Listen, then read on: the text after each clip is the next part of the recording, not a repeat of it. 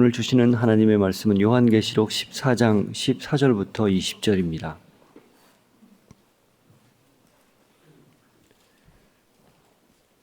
같이 읽습니다. 시작.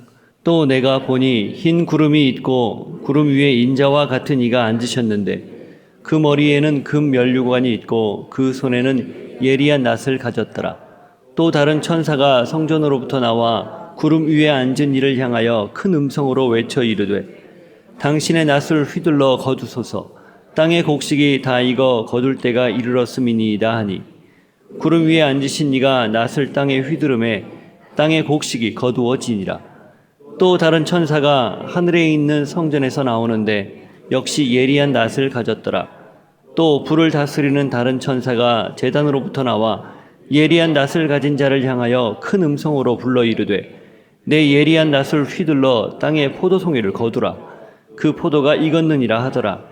천사가 낫을 땅에 휘둘러 땅의 포도를 거두어 하나님의 진노의 큰 포도주 틀에 던지매 성 밖에서 그 틀이 밟히니 틀에서 피가 나서 말 굴레에까지 닿았고 1600스타디온에 퍼졌더라. 12장과 13장에서 그 용과 그리고 두 짐승으로 표현되는 어둠의 세력들에 의해서 교회가 핍박을 받고, 그리고 14장 앞부분에서 지난 토요일 날 저희가 읽었는데 그 부분에서는 그 핍박을 견딘, 그리고 그 유혹을 견디고 인을 맞지 않은 그 사람들 14만 4천 명이라고 표현되는, 그래서 하나님의 구원받은 그 하나님의 백성들이 어린 양의 혼인잔치에서 어린 양 앞에서 마음껏 주님을 노래하고 찬양하는 새 노래를 부르는 그런 장면을 지금 저희가 읽어왔습니다.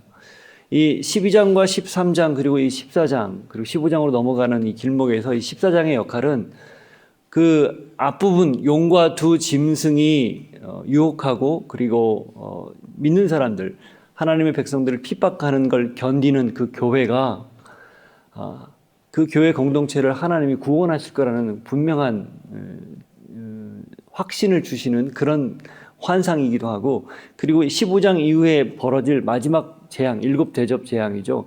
그 재앙 직전에 그 큰 재앙이 있지만 그 사이에 이 교회 공동체가, 하나님을 섬기는 교회 공동체가 어떻게 구원받고 또 어떻게 하나님의 은혜를 누릴 건지를 보여주면서, 그러니까 전환점을 가져오는 그런 내용이 이 14장입니다. 그래서 이 14장에서는 오늘 읽은 내용과 그리고 지난주에 읽은 토요일날 읽은 내용을 보면은 두 집단이 나와요.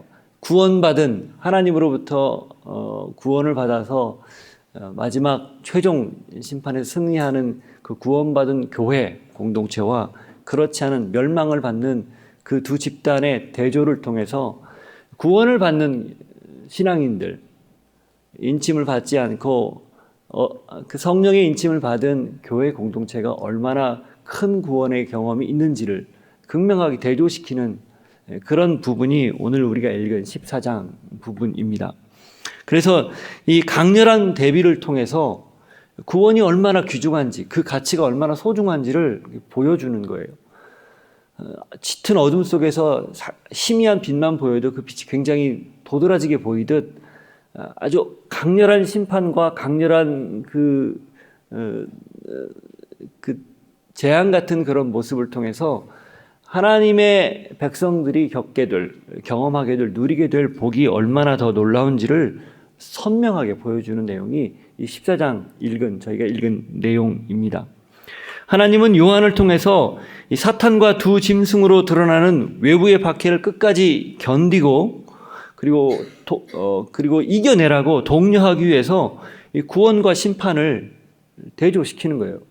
그래서 심판에, 특별히 이제 뒷부분에 가면 심판이 얼마나 극심한지를 보여주는데, 그 심판이 그렇게 극심한 모습을 보면서 우리가 그렇게 멸망받을 수밖에 없는 존재였는데 그 안에서 구원받았다는 사실을 도드라지게 드러내므로 지금 겪고 있는 어려움, 박해, 혹은 배교의 위험성, 예수 그리스도를 부인할 수밖에 없는 외부적 환경의 많은 요인들을 이겨내라. 너희들이 경험할 구원의 놀라운 일들은 저 심판의 그 광경과 그리고 심판 실제적으로 있을 일과 비교했을 때 말로 할 수 없이 비교할 수 없을 만큼 놀라운 것이니 지금의 잠깐의 고난을 이겨내라, 견뎌내라. 그런 의미가 14장 전반에 펼쳐져 있는 거예요. 그래서 지난주 토요일 날 읽었던 내용 중에 14만 4천 명이 새 노래를 어린 양의 보좌 앞에서 부르는 그 장면이 그 인침을 받지 못한 사람들은 그 노래를 배울 수도 없고 그 자리에 참석할 수도 없다라는 극명한 대조를 가지고 시작하는 거예요. 그 앞부분 용과 두 짐승의 그 666을 받지 않은 그 사람들의 모임을 보여주면서 그리고 이제 그 사람들 앞에 또 다른 환상이 이어지는 내용이 바로 새 천사가 경고하는 내용들이었고 그리고 오늘 본문입니다. 그런 흐름으로 오늘 본문의 과정을 보면서 같이 한번 말씀을 보면 좋을 것 같습니다. 14절 한번 읽어보겠습니다. 시작. 또 내가 보니 흰 구름이 있고 구름 위에 인자와 같은 이가 앉으셨는데 그 머리에는 금 면류관이 있고 그 손에는 예리한 낫을 가졌더라. 이 14절에 나오는 인자 같은 이, 구름 위에 앉으신 이, 금 면류관을 쓰신 분, 손에 예리한 낫을 가진 분, 이분은 심판주 예수 그리스도를 정확하게 의미합니다. 앞부분 1장 7절에 보면 예수님에 대해서 묘사한 내용, 처음에 요한이 환상을 받고 이 책을 기록할 때, 요한계시록을 기록할 때 그 예수님의 모습을 보잖아요. 그 모습이 그대로 다시금 반복되는 거예요. 그러면서 여기에 또라는 표현을 썼는데 이 또라는 표현이 그 앞부분에 있었던 이야기와 연장선에서 이 환상이 보였다는 걸 뜻하죠. 그 앞부분에 있는 연장선이 새 천사가 지나가면서 있었던 일이에요.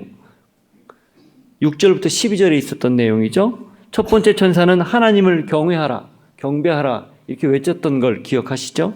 두 번째 천사는 바벨론의 멸망을 예고합니다. 바벨론이 멸망할 거라고 이야기하고 그냥 그 내용이 뒤에 가면 또 다 나오죠. 그리고 세 번째 천사는 우상 숭배, 우상을 경외하는 사람들, 우상을 숭배했던 사람들이 심판을 받을 것을 경고하는 내용이 나와요.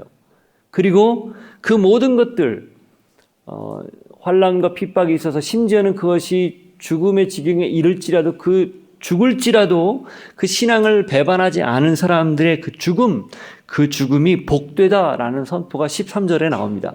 그러고 나서 14절 또 하고 심판주 그리스도의 모습을 표현하는 거예요. 그 앞부분에 1절에 어린 양 같은 이라고 표현되었던 심판주가 이 14절에서는 인자와 같은 이라고 환상의 모습이 조금 바뀌는 거죠. 그럼 어린 양 하면은 떠오르는 이미지가 어떤 이미지입니까?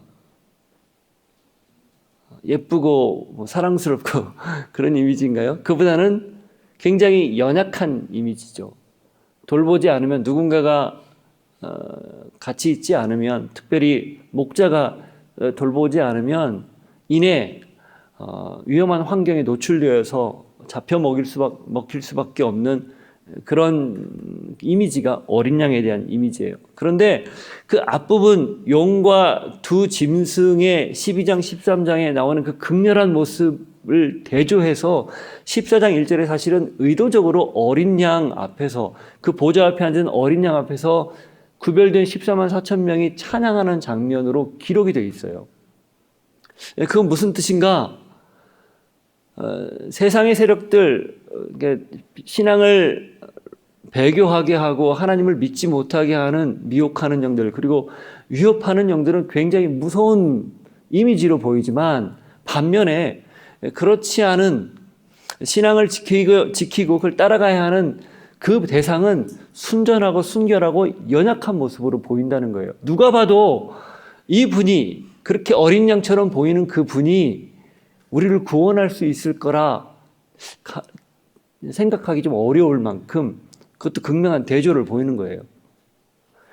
쉽게 이야기하면 그 용과 두 짐승과 대비해서 어린 양을 보이면서 과연 저분이 우리를 구원할 수 있을까? 저분이 우리를 살려낼 수 있을까? 우리를 보증할 수 있을까?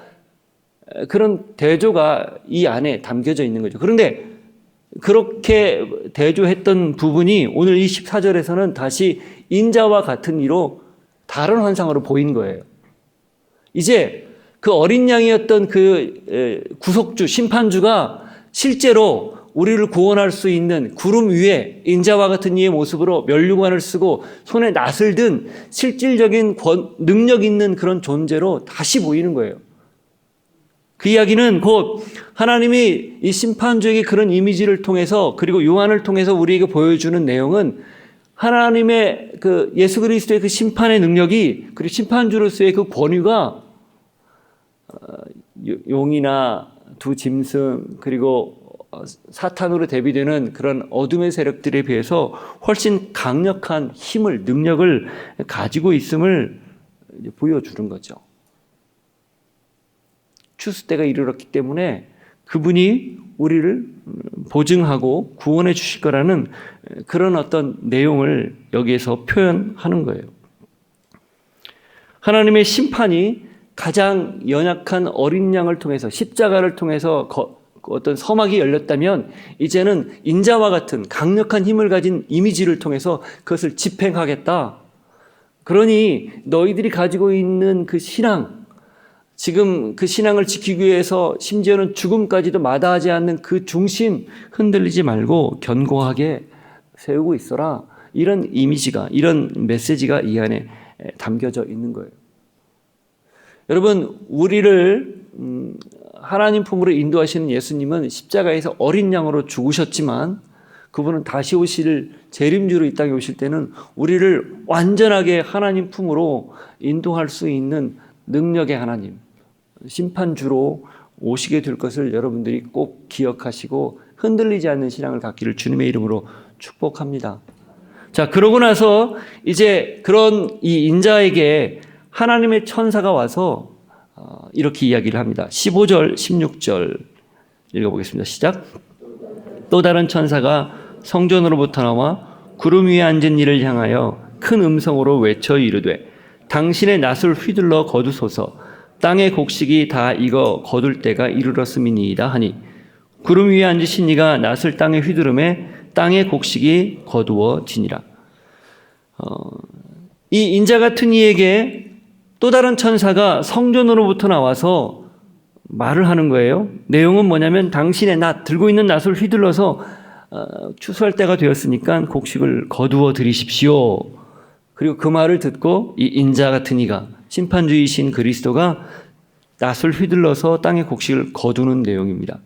일반적으로 이 곡식을 거두는, 추수하는 것은 구원, 하나님의 때에 구원하는 이미지로 신약 성경에서 자꾸 계속 그려졌습니다. 우리 누가복음 10장 1, 2절을 한번 찾아보겠습니다. 누가복음 10장 1절과 2절.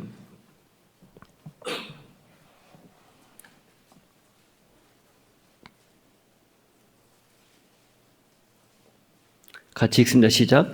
그 후에 주께서 따로 70인을 세우사 친히 가시려는 각 동네와 각 지역으로 둘씩 앞서 보내시며 이르시되, 추수할 것은 많되 일꾼이 적으니 그러므로 추수하는 주인에게 청하여 추수할 일꾼들을 보내주소서 하라. 이 신약 성경에서 특별히 예수님의 가르침에서 추수는 하나님의 백성을 모으는 상징으로 사용했습니다. 마태복음 9장에도 같은 내용이 나와요. 추수할 것은 많은데 일꾼이 적다. 일꾼을 보내달라고 해라. 따라서 여기에서 표현하는 낫을 휘둘러서 추수하는 것은 곡식을 떨어서 추수하면서 그 곡식을 곳간에 드리는 그 이미지로 구원받을 사람들을 하나님이 이제 마지막 순간에 당신의 품으로 심판주 예수 그리스도를 통해서 거두어 드리는 그런 모습을 보여주는 거죠. 의인들의 구원을 뜻합니다. 짐승의 표를 받지 않고 굴복하지 않고 신앙을 지킨 사람들이 최종적으로 구원받을 것을 정확하게 보여주는 거예요. 이미지로. 또 하나 있습니다. 자, 여기서 우리가 하나 더 깨달을 수 있는 것은 이 성자 예수님이, 심판주가 성전으로부터 나오는 천사의 음성을 듣고 낫을 휘둘러 거두었다는 거예요. 심판주 임의로 아무 때나 그냥 휘둘러서 거둔 게 아니고, 성부 하나님이, 성전에 계시는 성부 하나님이 천사를 통해서 전달한 메시지를 듣고 거기에 따라서 이 구원의 추수를 수확을 시작했다라는 거예요. 예수님이 제자들이 물어봤죠. 그날과 그때가 언제입니까? 예수님이 징조를 다 가르쳐줘요. 마지막 때에 대한 징조를 다 가르쳐주는데 결정적 이야기 하나를 안 합니다. 그때와 그 시를 얘기하지 않아요. 그리고 그건 내가 알고 있는 내용도 아니고 성부 하나님의 고유 영역이다, 이 말씀을 하세요. 그래서 언제 마지막 때가 이를 건지 절대 이야기하지 않습니다. 징조는 말씀하세요. 어떤 일들이 벌어질 건지. 여기서도 동일하게 그 마지막 때에 거두는 그 시기를 성자 예수님이 임의로, 심판주가 임의로 그것을 결정하지 않고 성부 하나님의 메시지에 따라서, 말씀에 따라서 순종하고 그때에 수확한다는 사실입니다. 동일하게 복음서에서 이야기했던, 그리고 그것들을 풀어서 서신서에서 말했던, 그리고 마지막에 이 요한계시록을 통해서 한결같은 메시지가 흐르고 있는 거예요. 심판의 때는 하나님의 절대 주권 아래에 있다.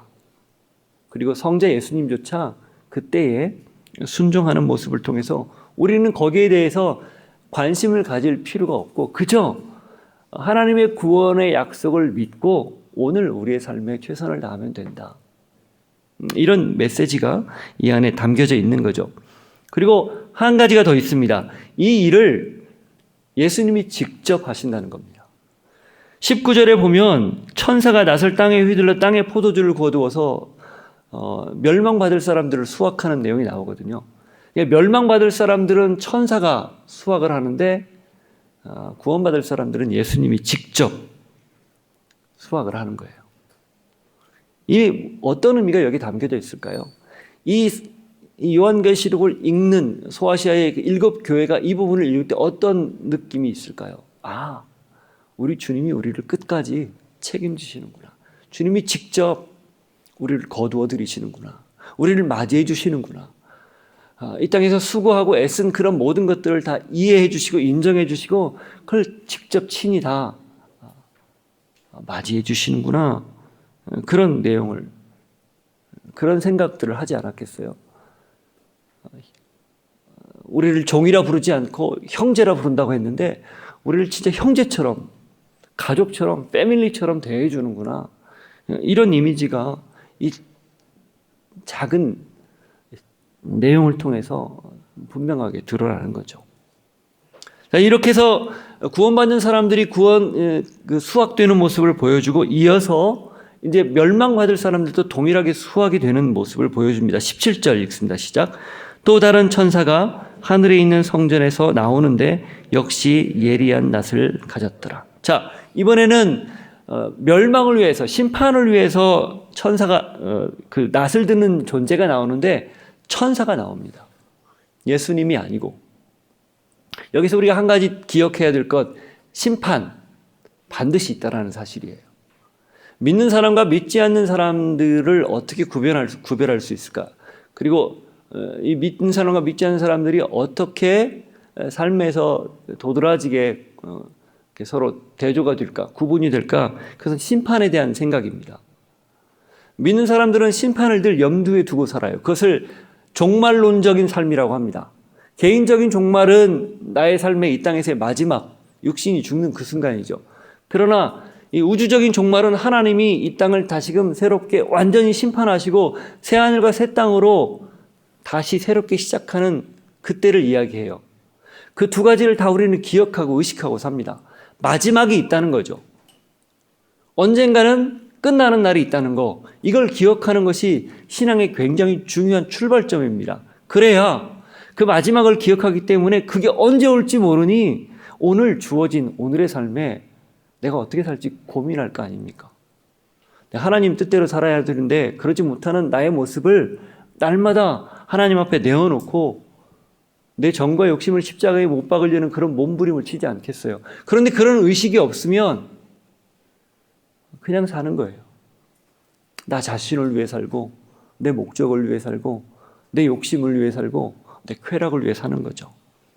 심판이 반드시 있다라는 건 우리에게 굉장히 중요한 의식입니다. 종말이 있다. 여러분, 그런 마음을 가지고 사시기를 바랍니다.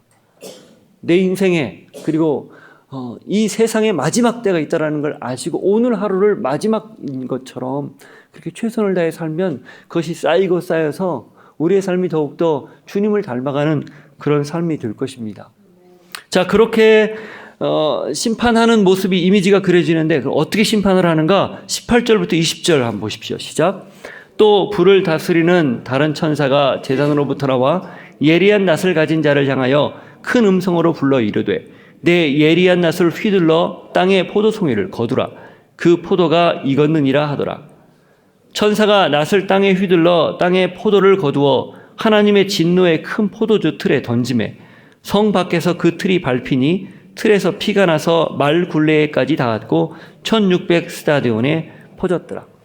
똑같이 익어서 거두어 드리는 거예요. 이미지가 똑같죠? 그런데 곡식하고 포도주로 좀 바꿉니다. 좀 다르게 표현되어 있어요. 알곡과 쭉정이 뭐 그런 이미지도 있겠지만 포도로 좀 극명하게 대비를 하는데 그 이유가 그 다음에 나와요. 포도주 틀에 이것을 밟아서 그 포도주를 즙을 내는 그 이미지를 그리는 거예요. 이 고대 근동에 포도는 굉장히 주로 먹는 음식물 중에 하나였기 때문에 굉장히 중요한 생활에 필요한 반드시 필요한 그런 것들이었어요. 그래서 발달한 것 중에 하나가 포도를 나름대로 가공하는 기술들이었는데 그럼 어떻게 그것을 포도주를 만드는가? 동그란 틀을 만들어 놓고 거기에 포도를 담습니다. 그리고 그 위에서 밟는 거예요. 그런 그림들 또 영상들 간혹 보셨잖아요. 그럼 거기에 관을 따라서 포도즙이 빠져나오고 그걸 담아서 발효를 시켜서 이제 포도주를 쓰는 거예요. 음료로 쓰는 거예요. 그 이미지예요. 익은 포도를 다 수확해서 그걸 담은 다음에 성 밖에서, 진 밖에서, 여기 나오는 20절에 성 밖에서 밟죠. 근데 거기서 포도즙이 나오는 거예요. 빨갛게. 근데 그걸 피라고 이야기했습니다. 심판의 현상이죠. 근데 그것이 어느 정도 많이 나오는가? 말 굴레까지 닿았고 1600 스타디온에 퍼졌다. 1스타디온은 약 192m 정도 된다고 합니다. 1600 스타디온을 따지면 290km에서 320km 정도의 거리예요. 물리적으로는 팔레스틴 북쪽에서 남쪽까지의 크기입니다. 팔레스틴 전역을 뜻하는 거예요. 그런데 이게 약간 상징으로 보면 땅의 숫자 4, 그것에 곱 16에다가 열 왕들의 숫자 하면 10, 그 10을 곱한 10을 또 2번 곱한 100의 곱이에요. 그게 1600입니다. 그러니까 물리적으로는 팔레스틴 지역을 뜻하지만 상징적으로는 어쩌면 전 우주적인, 전 지구적인 그런 모습을 보여주는 거예요. 그리고 이 말굴레라는 말, 제가 무슨 말인가 해서 좀 찾아봤더니 말굴레가 곱비, 말의 머리에 씌우는 곱비 같은 거예요. 그 높이 정도까지 피가 차올랐다는 겁니다. 높이는 1.5m 정도, 길이는 약 300km 정도 피가 흐른다는 거예요. 상상이 좀 되십니까? 그 이미지를 저희는 이게 좀 공부해야 누군가 설명해 줘야 알지만 이 소아시아 7교회 사람들은 이 말을 딱 듣자마자 무슨 의미인지 딱 알아듣는 거예요. 아하, 이 포도즙 틀에서 피가 나서 그게 흘러가는데 그게 이 팔레스틴 전역, 우리가 지금 살고 있는 이 땅 전역에 우리 그 고향 땅의 전역에 퍼지는구나. 그리고 그 높이가 1.5m가 될 정도로 깊구나, 높구나. 참혹한 현실입니다. 심판이 얼마나 참혹한지를 보여주는 거예요. 천사가 낫을 휘둘러서 다 모아서 일절 긍휼함 없이 다 밟아서 짓이겨서 그들을 심판하는데 그 심판의 결과가 팔레스틴 전역, 아니 온 세상을 덮는 끔찍한 광경으로 나오는 겁니다. 이걸 대조하는 거예요. 일부러. 그 앞부분에 15절과 16절에 이삭을 수확한 이미지는 그냥 수확했다라고만 나오지 다른 이미지는 그리지 않습니다. 그런데 이 심판의 이미지는 극명하게 아주 어떻게 보면 처절하게 심각하게 보여주는 거예요. 더군다나 성 밖에서 그런 일을 했다라고 이야기해요. 성 안이 아니라 성 밖에서. 이 성 예루살렘 성을 의미하겠죠. 그 예루살렘 성이 상징하는 바가 뭡니까? 하나님의 나라. 새 하늘과 새 땅, 새 예루살렘. 그 밖에 서 있다는 것은 그 사람들은 일절 그 안으로 들어올 수 있는 기회가 없다라는 의미가 이 안에 담겨 있는 거예요. 여기서 근데 한 가지 더 주목할 게 있습니다. 예수님 또한 성 밖에서 죽으셨어요. 그렇죠? 골고다 성에서. 예수님의 성 밖에서의 죽음은 성 밖에 있는 사람들을 성 안으로 들이는 죽음이었습니다. 그러나 마지막 이 천사에 의해서 포도주 틀에 밟히는 이 심판의 장면은 성 밖에 있는 사람들이 더 이상 성 안으로 들어올 수 없는 최종 선언이에요. 이 이스라엘 사람들, 소아시아에 있는 교회 7교회 사람들이 그런 이미지들을 다 그리고 있는 거예요. 아, 심판은 굉장히 예외 없이 예수 그리스도를 부인하거나 아니면 믿지 않거나 믿었다 해도 그것을 온전하게 예수님을 따라가지 않으면 그런 일들을 우리에게 나타날 수 있겠구나라는 경각심을 갖게 되는 거죠. 제가 오늘 제목을 구원과 심판의 대조라고 정했습니다. 여러분, 우리의 신앙이 저 같은 경우도 어릴 때부터 부모님의 뱃속에서부터 교회를 다닌 전형적인 모태신앙인데, 우리의 신앙이 어느 때는 너무 순탄하고 아무 일이 일어나서 감흥도 감동도 감격도 없을 때가 있습니다. 특히 저 같은 부류의 사람들. 너무 익숙하고 너무 안전하게 그동안 살아왔기 때문에, 신앙생활을 해왔기 때문에 처절함이 없어요. 애절함도 없고 간절함도 없습니다. 뭐 그렇더라고 떠나거나 뭐 그런 적도 없어요. 근데 곰곰이 제가 이 말씀은 이렇게 그 제목을 정한 이유는, 그런데 이 심판의 이미지가 강렬하게 떠오르는 순간 그것이 너무 끔찍하기 때문에 내가 지금 겪고 있는, 내가 지금 누리고 있는 구원, 내가 지금 소망하고 있는 천국, 그것이 소중하구나, 이걸 조금 깨닫게 됐어요. 그래서 우리의 신앙에 내가 만일에 예수님 밖에 있었다면, 그리고 예수님과 상관없는 사람으로 살았다라면 나는 어떤 사람이 되었을까? 내 영혼은 어떤 마지막 종착점에 이를까?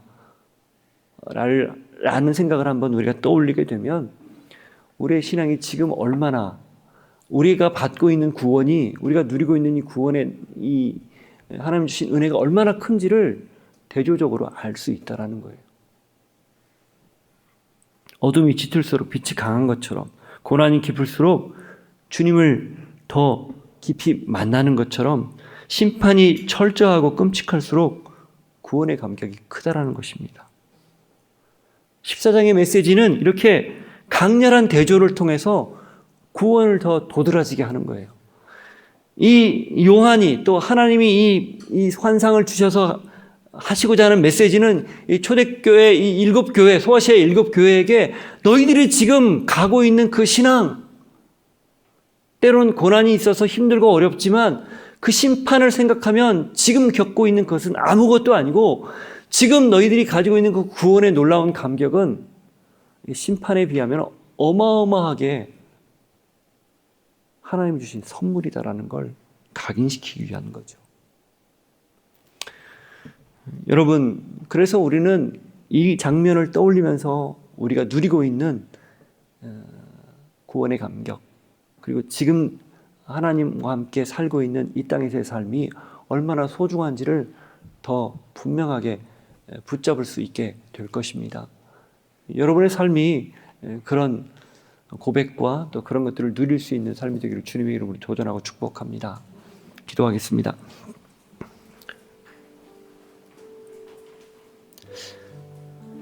하나님 아버지,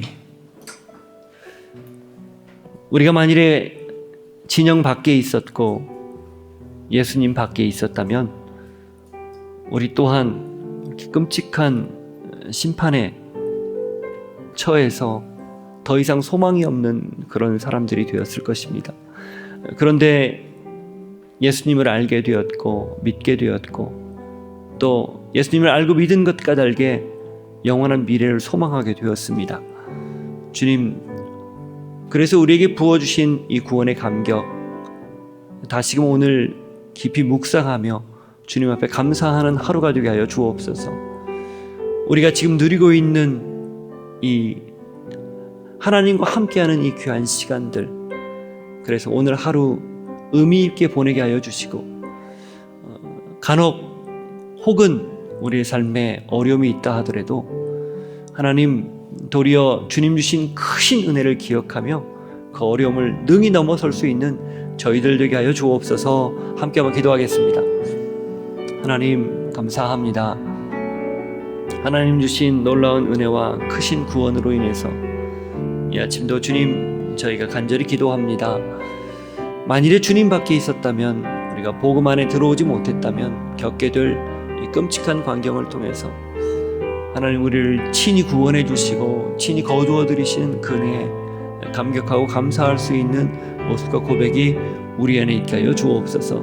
하여 주님, 오늘도 그 주님을 바라보고 소망하면서 나에게 주어진 하루의 삶에 최선을 다하게 하시고, 혹 어려움이 있다 하더라도 주님을 바라보며 능히 이겨낼 수 있는 그런 하나님의 사람들 될 수 있게 하여 주옵소서. 지금은 우리 주 예수 그리스도의 은혜와 하나님 아버지의 사랑과 성령님의 교통하시며 위로하시며 충만하신 역사하심이 구원을 주신 하나님께 감사하며 오늘 하루 하나님 안에서 말씀을 붙들고 굳건히 나의 신앙을 지키겠습니다 결정하고 결단하는 주의 백성들 머리 위에 삶의 자리 위에 함께 하시기를 축원하옵나이다. 아멘.